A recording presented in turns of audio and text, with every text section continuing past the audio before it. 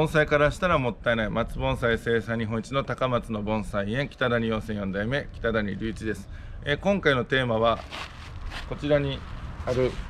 うちでねよくやる種から作るね商品盆栽黒松の、しかも太めの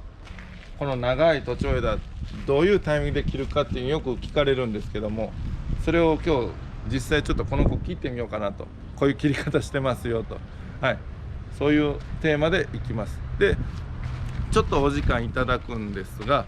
今無料のメルマガ講座をやっております。もう登録者800人ぐらいになっております。で内容としましては、YouTube で言ってる内容がほとんどではあるんですが、文字メールでね文字にして、専用の動画も合わせて、でメールがねもう40通以上もう作っておりまして、それが定期的に届くのと、それ専用の動画も20本以上、新たに撮って、それを混ぜ合わせて、より分かりやすくっていうのをお送りいたします。ぜひぜひ。で概要欄からねメールアドレスだけで無料で登録できるようなそういうのがあるんで、そちらでよかったら手軽にできますんで登録してみてください。では本題に戻るんですけども、この徒長枝ね下結構しっかり盆栽になってますけども、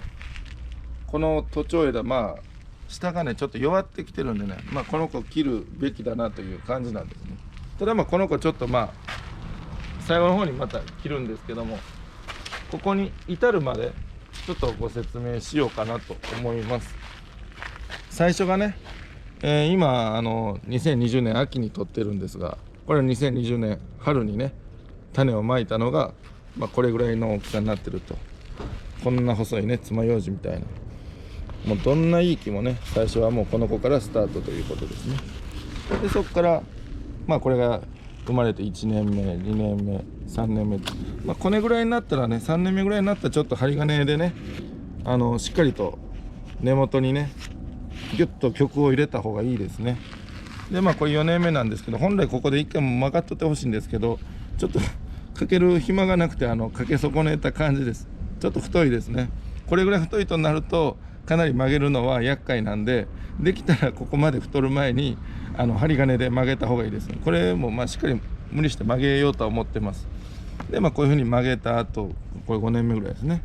5年目6年目と徐々にね、ここで1回植え替えしてますね。ポットで5年ぐらいいて、一回り大きい鉢、これは鉢に何でもいいんです。もう本当に一回り大きければ。ほんで徐々にこれ春からね秋にかけてぐっと太るんですよ。もう今秋なんで太りは一旦止まる時期ですけど、また来年春から秋にぐっと太るんですけど、ほんで次がねちょっと鉢違いますけど、1年こっちより先輩ぐらいで、ほんでこの辺でねちょいちょいねこの下の芽がね弱くなって、これ元気ですけど弱くなってくるとも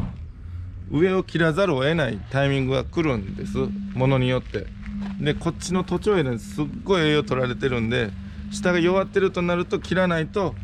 もうここが枯れちゃう、もうこれだけが徒長枝だけが生きてしまうみたいになるんで、そうなったらもったいないんで、もうそのタイムでこれ切って、で何年間か落ち着かせた後にこのちょっと綺麗な鉢植え替えて、この太さで、この大きさで綺麗に盆栽作っていこうという、そういう感じです。でそういうタイミングでもまだまだ元気だった子はそのままこういう大きい鉢に植え替えられてねちょっとずつ太っていくんですけども、やっぱこの辺でもね、これなんか目の前置いてますが、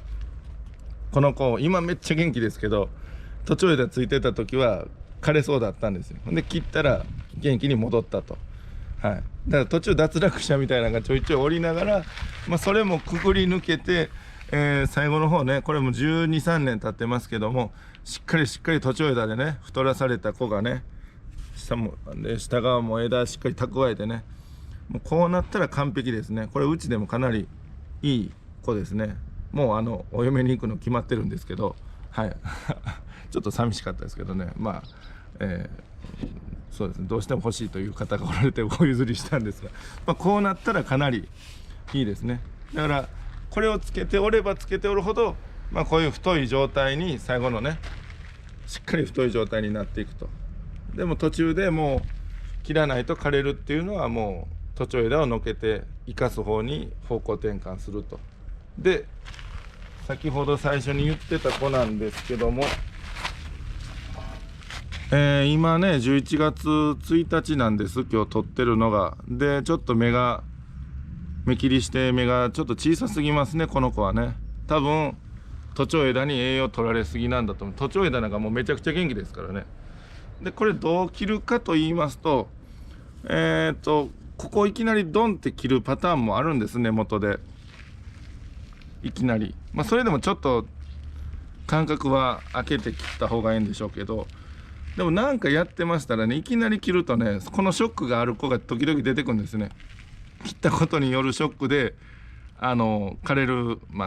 切ってショックで枯れるというよりかね、いきなりこの徒長枝がいなくなって水があんまり必要なくなって、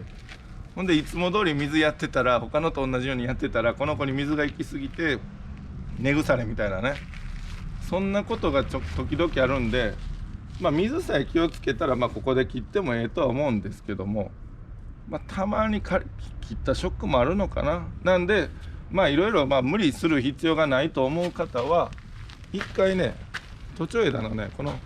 半分ぐらいのところで実際切りますね。今ドンとよく言うね、庭木の剪定とかでよくあるパターン、中目切りっていうやり方ですけども、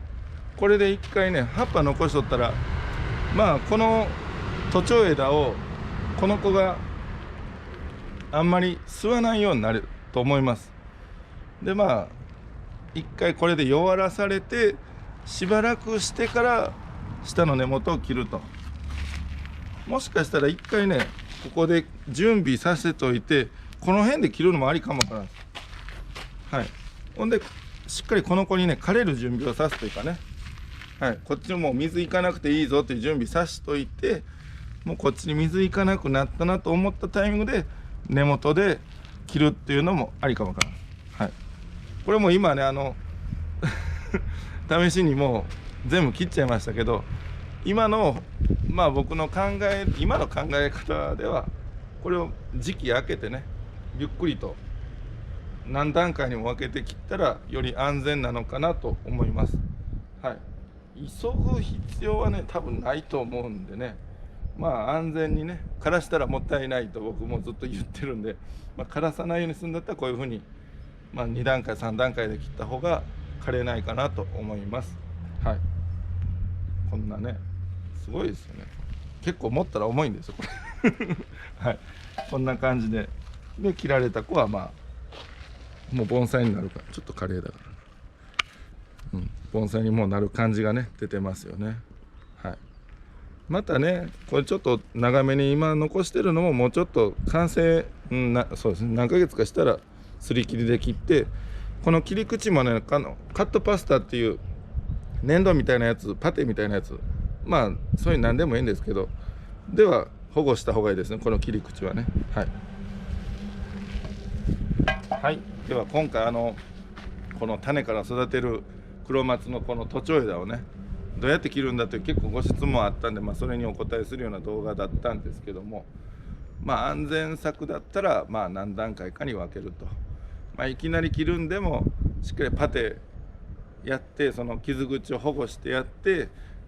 水があんまりいらなくなった木に変わってくるんで、水のやり方を気をつけると、その辺覚えていただけたらこういう育て方ができるのかなと思います。ただ僕も全部言っちゃってるんでね、もう僕のとこからねもう買う必要ないわみたいになる人が増えそうな気もしてるんですけども、役に立ったな思ったらお手本をね一つぐらいは持っとかないとっていうんでうちに買いに来てくれてもありがたいかなと思います。すいません